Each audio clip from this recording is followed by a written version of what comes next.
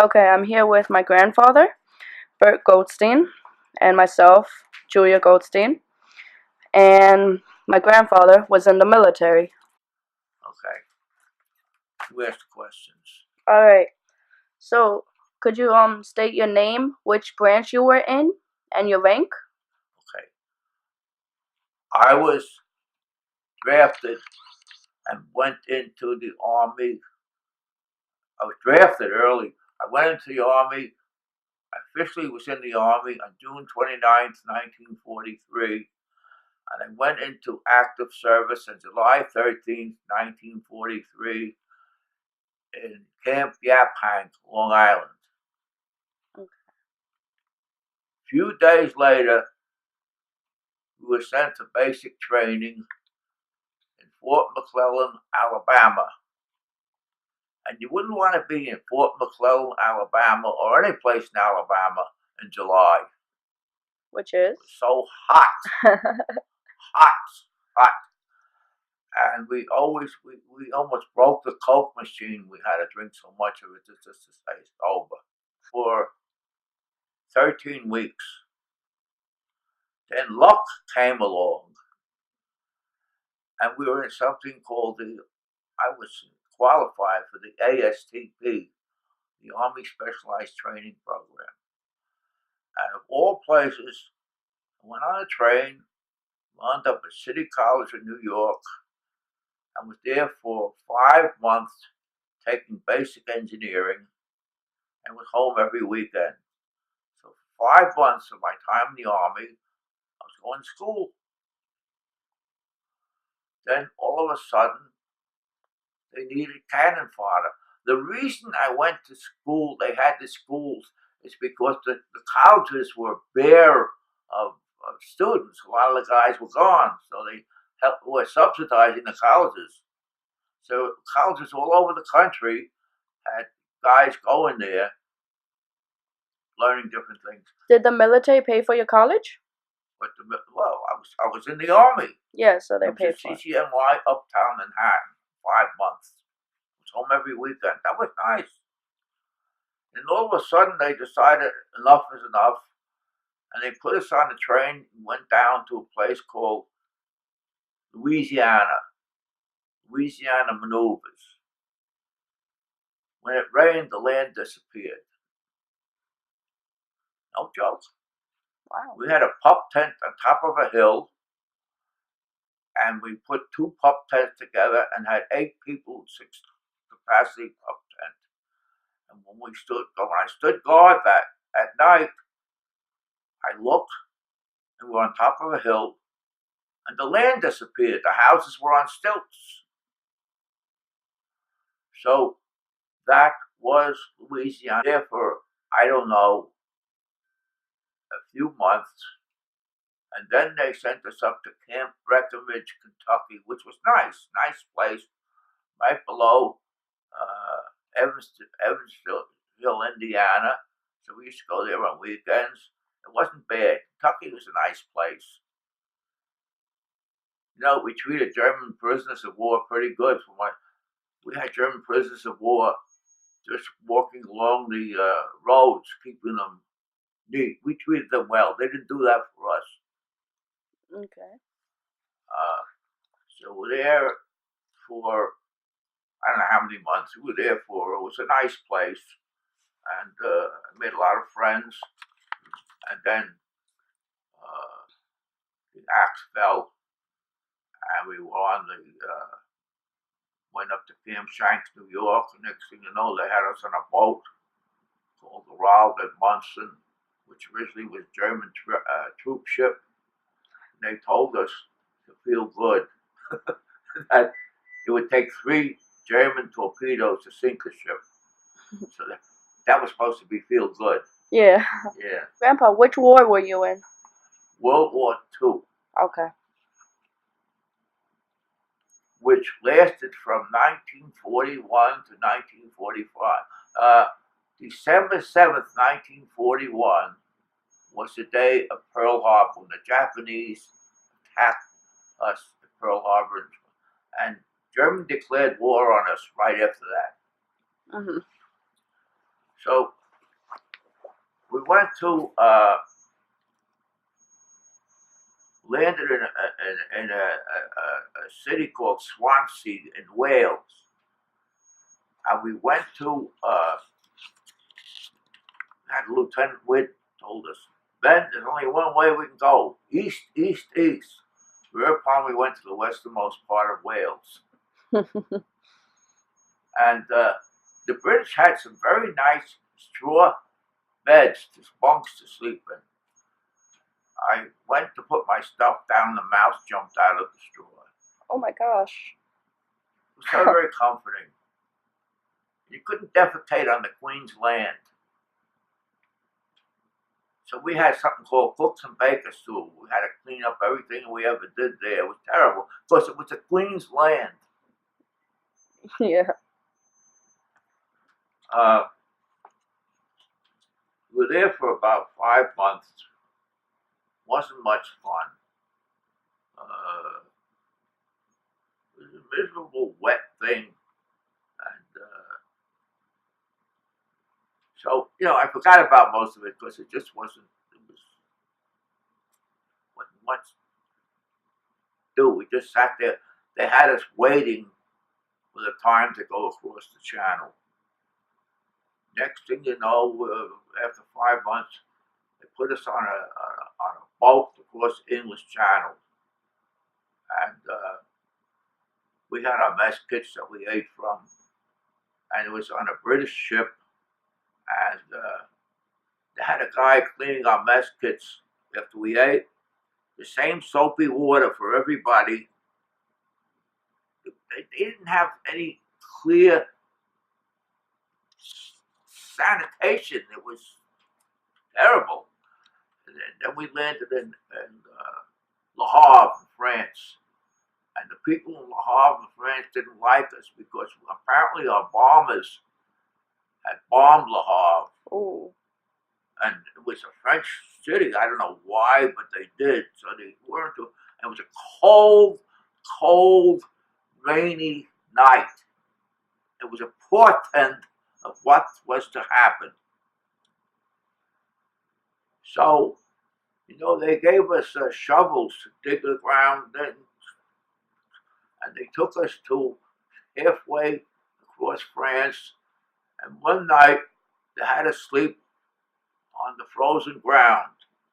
And the command sent us down, dig split trenches. You couldn't dent that frozen ground. So we slept on frozen ground that night. Oh my gosh. That prepared us for what was going to happen. Which was what? We went to turn back. We relieved the 106th Infantry Division. We were in the 75th Infantry Division.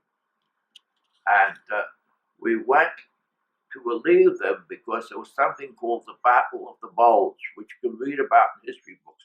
The Germans had a counterattack.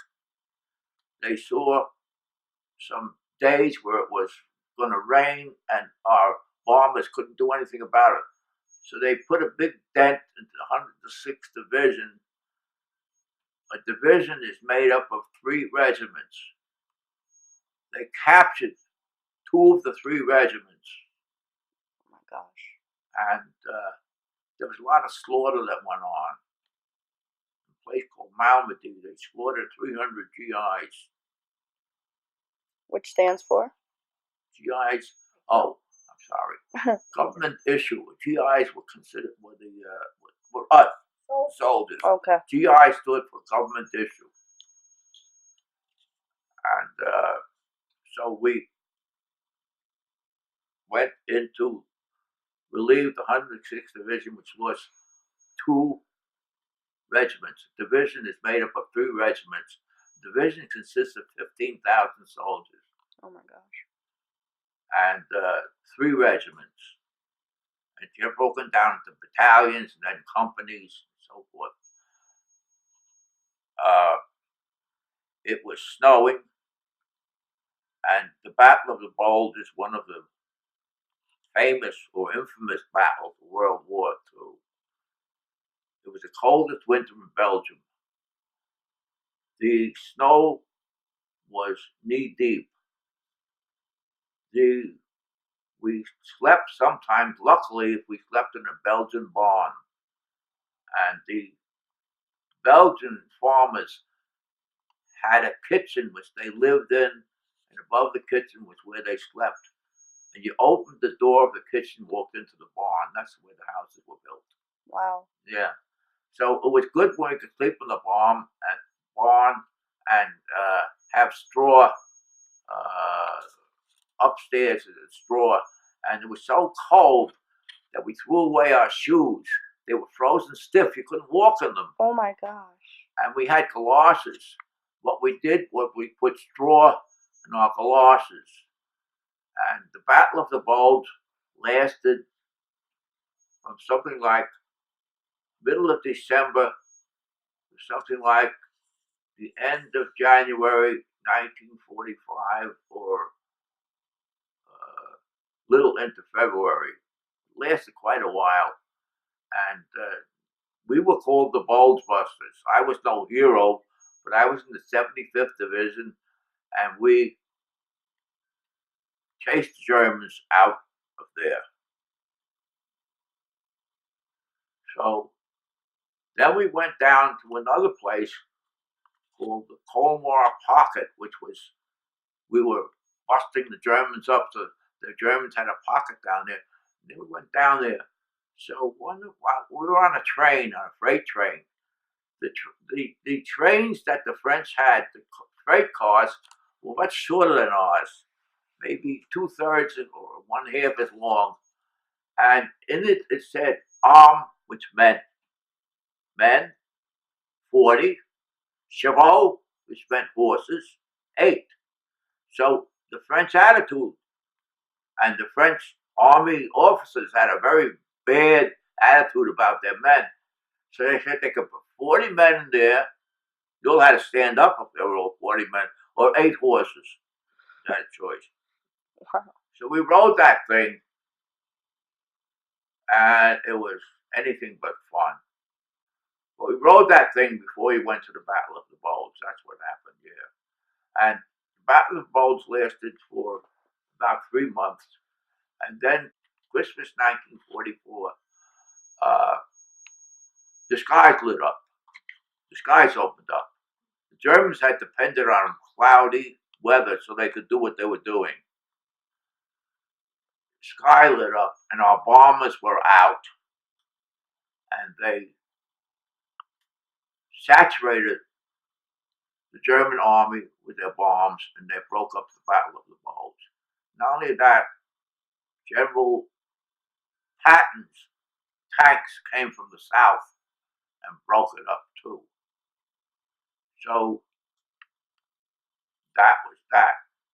Then we went down on a train going to Colmar, but I got off the train a few times to go get French fries for the guys to eat. I came back one more time, and the train was gone. Oh boy, I'm in trouble. I'm deserting. Mm-hmm. So I went to a place in Nancy in France and went to MPs and told them what happened. They took one look at me and put me in the hospital. My temperature was 94 point something degrees. I had pneumonia. Oh my God. From that frozen weather. It was, I couldn't feel anything from below my knees down to my toes. They were frozen stiff. So in the hospital in Nancy, France, and they gave me antibiotics, and it took 3 weeks for my toes to uncurl. By that time, it was spring, and I went back to my company, and we were on the Rhine River, the west bank of the Rhine River, getting ready to cross the river and enter Germany. And sometime in April, early April or late March, one night, there were 800 artillery pieces shooting across the river, to break up the German resistance. And the next day, we crossed the river. There was a funny incident happened while we were there. We were in a little cottage on the west bank of the Rhine River, and the Germans were well disciplined. You couldn't see anything on the other side, but there was smoke. One of our guys, Corporal Bucklew, had slaughtered a pig. So around noontime, we were eating ham steaks, and smoke was coming out of the chimney. Now, the German shell, they called 88s, they went straight, and they were very dangerous, landed in front of our little cottage because they saw the smoke. Oh my We God. couldn't see anything on the other side of the river. We were not that well disciplined. And my friend Herschel Leibowitz, who was very tall and looked like Abe Lincoln, stuck his head out the window and said, "Can't you see we're having lunch?" Oh my The God. next shell landed on the chimney and the bricks fell down. He stuck his head out the window and said, "I take it back." This is what? The beginning of the end of the war. Okay.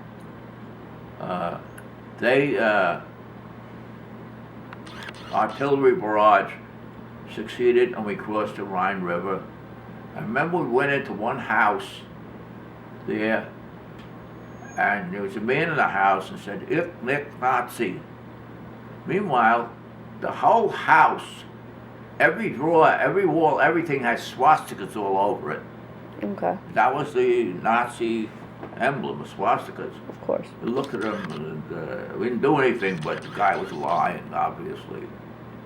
And while we were going through Germany quite successfully with very few casualties, they had signs up on the wall saying the werewolf is going to get you. Which is? They still believed that we were not going to, that they were going to win the war. They still believed that. Oh, okay. But the war ended, and we wound up in a little farming town called Wemlichhausen. Now, what's interesting, the Germans didn't have much fuel, so they still had horses and wagons to get around with.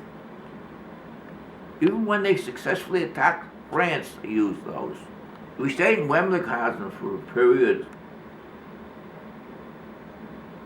I don't know, a couple of months, I guess. There was a young lady there who, looking at, we found out she hated us because her husband had been a submarine commander and we sunk his ship. Stayed there for a while. It was the spring. It was getting better. Then we finally went up in France. Went to France, to a place near Chalon, near Marne. And we stayed in a tent city there. We called it Camp New York. They built us a movie house. I had three-day passes to Paris. Had a 3-week furlough in London. And it was very nice. Very nice. Very educational. And I'll always remember it. What'd you do in London? Sightseeing. Oh, okay. I was still not really womanizing, sightseeing. How old were you when you were drafted? When I was what? Drafted? 18. 18? Okay. My birthday was April 5th, and I was in the Army July 13th. Okay. I was 18 years old. I weighed 145 pounds. Was 5 foot 9.5 inches tall. Now I'm 5 foot 7.5 inches tall, and I weigh 180 pounds. That's what happens. Well, I remember we were in the Ruhr Valley. We spent some time in the Ruhr Valley. I'm skipping back and forth. We spent some time in the Ruhr Valley in Germany, which was the head of where all the industry was. And an interesting thing was that DuPont Chemicals, an American firm, had influence And they bombed the Ruhr Valley, but they did not bomb the Krupp plant, which was a chemical plant, because DuPont had an affiliation with them. So they deliberately didn't bomb the Krupp plant. And there was a guy named Albert Speer, who was in charge of that Krupp plant, who was treated royally. And we resented it, but I read about it in the newspapers. I didn't know it at the time. He was treated royally. So, let's see. My sequence is right. Yeah, Camp New York, France was in the Ruhr Valley on April 12th, 1945.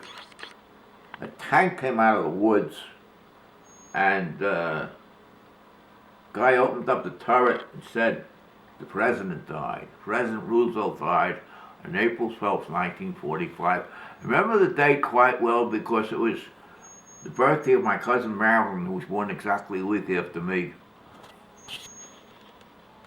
So the president had died. He led us through the war very successfully, but unfortunately, it didn't see the end of it. The German peace treaty with us was signed in May 1945.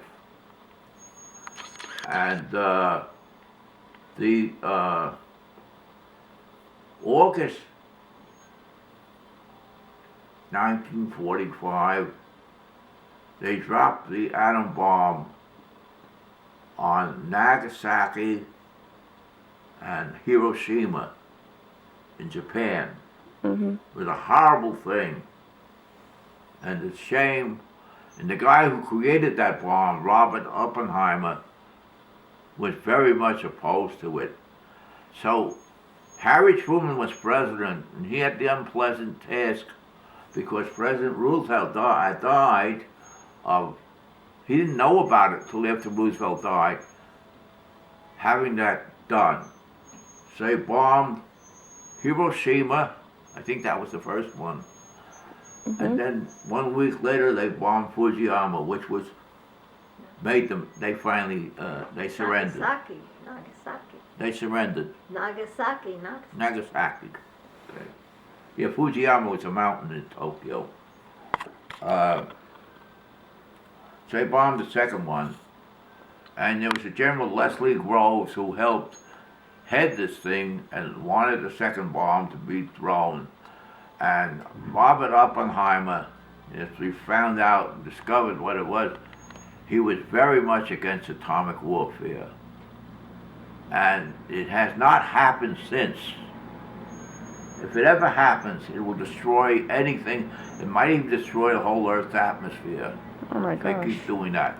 Then now they have a nuclear bomb. You know, they had to make a better one. And the only good thing about nuclear is that used for energy for power plants now. So I was sent to England.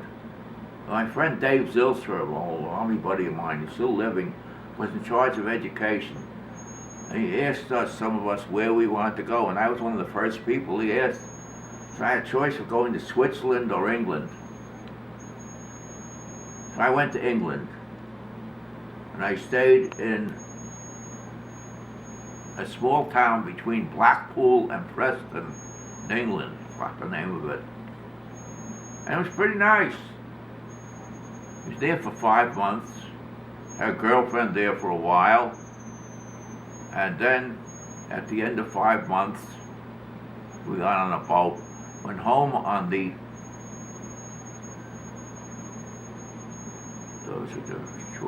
something between a destroyer and battleship, a cruiser, a Navy cruiser. Went home on Navy cruiser, which was the flagship for D-Day when they crossed the English Channel to attack the mainland. That was and also President Roosevelt and Winston Churchill met on that ship in the middle of the Atlantic Ocean to sign what they called the Atlantic Charter, which was sort of an agreement between the two companies how they were going to divide up the spoils of war, I guess. So I was on that ship for 7 days. As soon as we got into the English Channel, everybody got sick. The English Channel was so turbulent. Even the sailors were sick. Wow. And I sat in a bunk for the first 4 or 5 days, and my friend brought me sandwiches to eat. I couldn't do anything. And he got outside the ship finally, and I watched the nose of the ship went under the water, then came up again. Under the water, then came up again. Under the water, then came up again. Next thing you know, I was leaning over the edge again. Oh my God. But it was a fast-moving ship. It landed in New York, luckily for us. It made the crossing in 7 days. 3,000 miles in 7 days. That's pretty good. And we went past the Statue of Liberty, and there was a little boat came alongside us, a little boat, and 5 girls like the old Andrews sisters. I don't know if you ever heard of them. They were singing, "Welcome, welcome, we have waited so long." We waited and waited and waited and waited and waited and waited so long. And so we landed in New Jersey, went to 2 different camps in New Jersey for the process of being discharged, and came home. How long were you in the military for? I went in on July 13th, 1943. 43. And I left February 15th, 1946. Okay. So I was in the Army actually for 31 months and 17 days. 5 months were spent at City College in New York getting educated. 16 months were in this country. And the other 16 months were over in Europe. And saw some nasty times, but had a lot of nice friends. A few of them are still living. And there was something that happened that I maybe should have told you, but it wasn't very pleasant. There was we were in Germany in the spring, and there was a bridge that we had to cross to get to the other side of the stream. And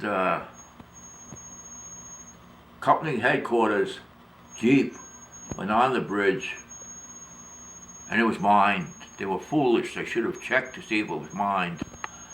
And everything went up 100 feet in the air, arms, legs, tires, people.